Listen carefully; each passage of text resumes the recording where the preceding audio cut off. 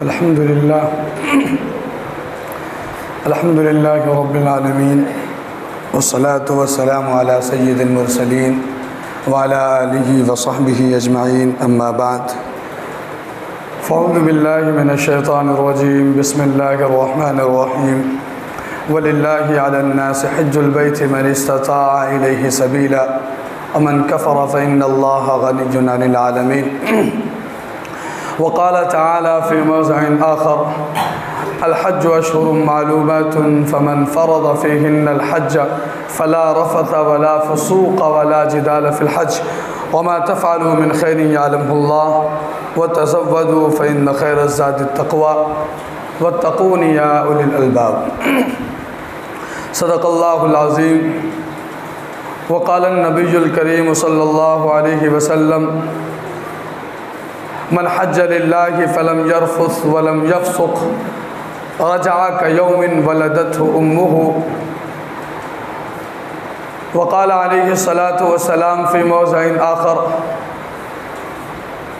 العمرة إلى العمرة كفارة لما بينهما والحج المبرور ليس له جزاء إلا الجنة أو كما قال عليه الصلاة والسلام۔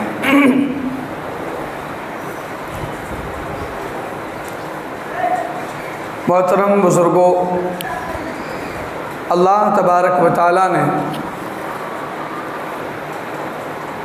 ہمیں اور آپ کو حج کے ایام میں داخل فرمایا ہے۔ کچھ مہینے جو حج کے مہینے قرار دیے جاتے ہیں، ذی قعدہ اور ذی الحجہ کے 10 دن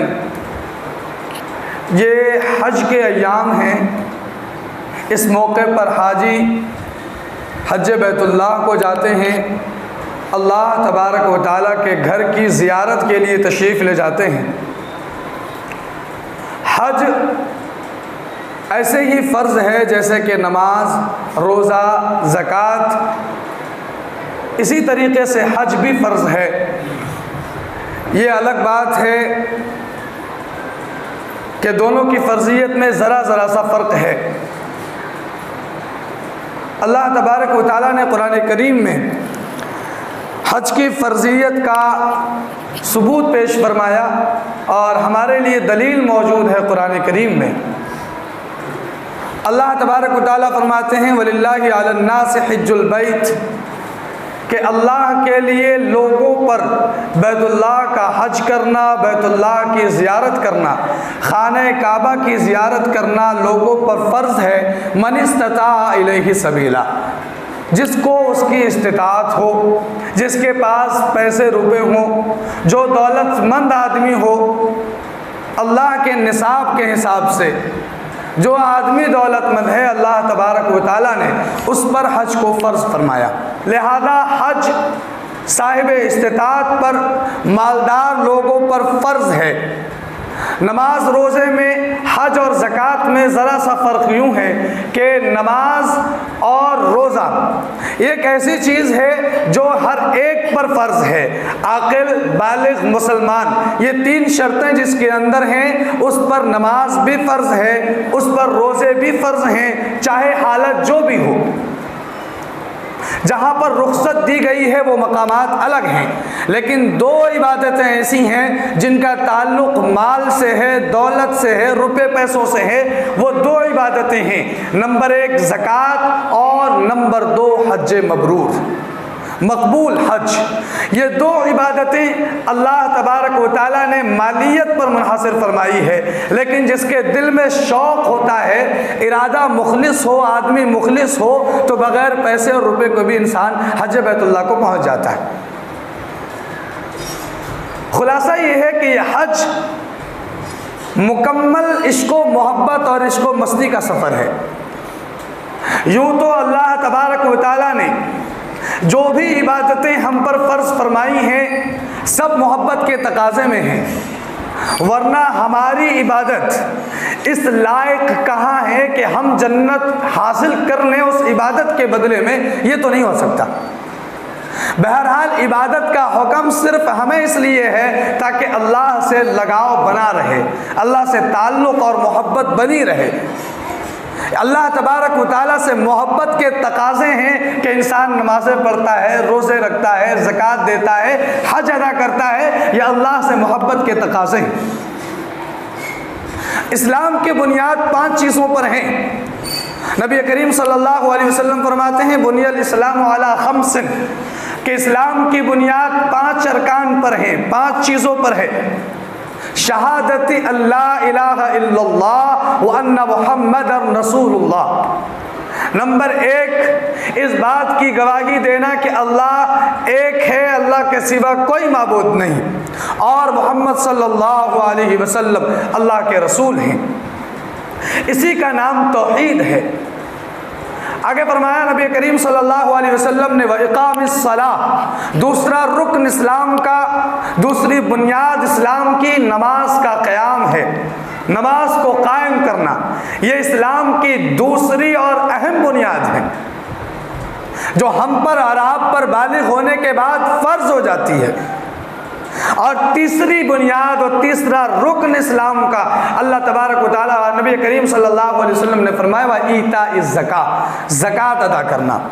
اور چوتھا رکن ہے وہ صوم رمضان، رمضان کے روزے رکھنا۔ یہ اسلام کی بنیادوں میں سے چوتھی بنیاد ہے اور اسلام کے ارکان میں سے چوتھا اہم رکن ہے۔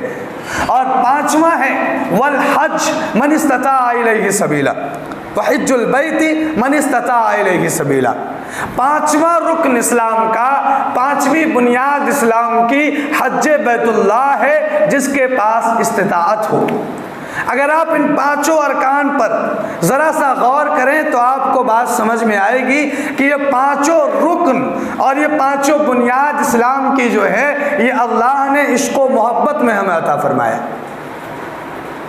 جب انسان کسی سے محبت کرتا ہے تو اس کے سامنے زبان سے اظہار کرتا ہے، اس کے سامنے جا کر بتلاتا ہے، زبانی اظہار کرتا ہے۔ اسی کا نام توحید ہے۔ توحید کی تعریف علماء نے کی ہے اقرار باللسان و تصدیق بالقلب، کہ اللہ کا ایک ہونے کا اقرار زبان سے بھی کرنا اور دل سے بھی ایک ماننے کی تصدیق کرنا، اسی کا نام توحید ہے، اور یہی محبت کا پہلا تقاضا ہے۔ اور جب انسان محبت کرتا ہے، دنیاوی محبت کی میں آپ کو بات بتاتا ہوں، تو دوسرا کام وہ یہ کرتا ہے کہ محبوب کے سامنے عاجزی اختیار کرتا ہے، اپنے آپ کو محبوب کے اشاروں پر ڈال دیتا ہے، اپنے آپ کو محبوب کے تقاضوں پر چھوڑ دیتا ہے۔ ٹھیک اسی طریقے سے جب انسان اللہ سے محبت کرتا ہے تو اللہ کے سامنے کبھی ہاتھ باندھ کر کھڑا ہو جاتا ہے، کبھی رکوع کرتا ہے، کبھی یہ پیشانی جیسی اشرف چیز کو زمین پر ٹیک دیتا ہے۔ اللہ سے محبت ہوتی ہے تو وہ پیر موڑ کر بیٹھا رہتا ہے، جب تک تشہد اور درود اور دعائے معصورہ نہیں پڑھ لیتا وہ اٹھتا نہیں ہے۔ یہ اللہ کی محبت ہے۔ دنیا میں جب انسان کو انسان سے محبت ہو جاتی ہے تو اس کا تیسرا کام یہ ہوتا ہے کہ وہ محبت کے دھن میں کھانا پینا چھوڑ دیتا ہے۔ اس کو فکر ہی نہیں ہوتی ہے کہ اس کو بھوک لگی ہے کہ نہیں لگی، اس نے ناشتہ کیا یا نہ کیا، اس کو یاد ہی نہیں ہوتا ہے۔ جب مجنون قیس جس کو لیلا سے محبت ہوئی، بڑی داستان ہے، تاریخیں لوگ پڑھتے ہیں، اس نے محبت کی تاریخ رقم کی، وہ گلی کوچوں میں گھومتا تھا، لیلا کے گھر سے جو آنے والا کتا ہوتا اس کے لیے بھی مجنون چٹائیاں بچھاتا تھا کہ اس کے قدم اس گلی میں پڑے ہوں گے جس گلی میں میری لیلا کے قدم پڑتے ہیں۔ یہ انسانی محبت کا تقاضا ہے۔ اور جب انسان اللہ سے محبت کرنے پر آ جاتا ہے تو وہ بھی کھانا پینا چھوڑتا ہے اور مہینے بھر کے روزے رکھتا ہے۔ یہ بھی اسلام کی بنیاد محبت کے تقاضے پر ہے۔ اور 5واں رکن حج بیت اللہ، 5ویں بنیاد حج بیت اللہ، یہ بھی محبت کے تقاضے میں کہ انسان جب محبت کرتا ہے تو اس کے گھر کا طواف کرتا ہے، کھڑکیوں سے جھانکتا ہے، سڑکوں پر انتظار کرتا ہے، اسکول اور کالجز کے ٹائم کا خیال رکھتا ہے۔ یہ سب کچھ لوگ دنیا میں کرتے ہیں جو عشق مجازی ہے، جس کی کوئی حیثیت نہیں ہے۔ جب انسان کو اللہ سے محبت ہوتی ہے تو وہ بھی اللہ کے گھر کا چکر لگاتا ہے، اللہ کے گھر میں طواف کرتا ہے، کبھی حتیب میں جاتا ہے، کبھی مقام ابراہیم پر جا کے ماتھا ٹیک دیتا ہے، نمازیں پڑھتا ہے، کبھی مسجد حرام میں بیٹھ کر اللہ اللہ کرتا ہے، کبھی خانہ کعبہ کے چاروں طرف طواف کرتا ہے۔ یہ اللہ کی محبت ہے۔ عبادت کے جتنے شق ہو سکتے ہیں، بنیاد جو اسلام کی پانچ ہے، پانچوں کی پانچوں محبت کے تقاضے پر منحصر ہے۔ گویا کہ اللہ ہم کو عبادت کا حکم دے کر کے تھکانا نہیں چاہتا، اللہ عبادت کا حکم دے کر کے محبت کے تعلق کو مزید مضبوط کرنا چاہتا ہے۔ ورنہ ہماری عبادت میں اتنا زور اور اتنا استحکام کہاں کہ ہم اللہ کی جنت عبادت کے بدلے خرید سکیں، ہو ہی نہیں سکتا۔ لیکن اللہ نے اپنے دربار میں آنے جانے کا راستہ اس لیے رکھا ہے کہ جو آدمی آتا جاتا رہتا ہے وہ ذہنوں میں رہتا ہے، جو آتا جاتا رہتا ہے وہ ذہنوں میں رہتا ہے، اللہ تبارک و تعالیٰ کا تعلق اس سے بڑھتا ہے۔ اسی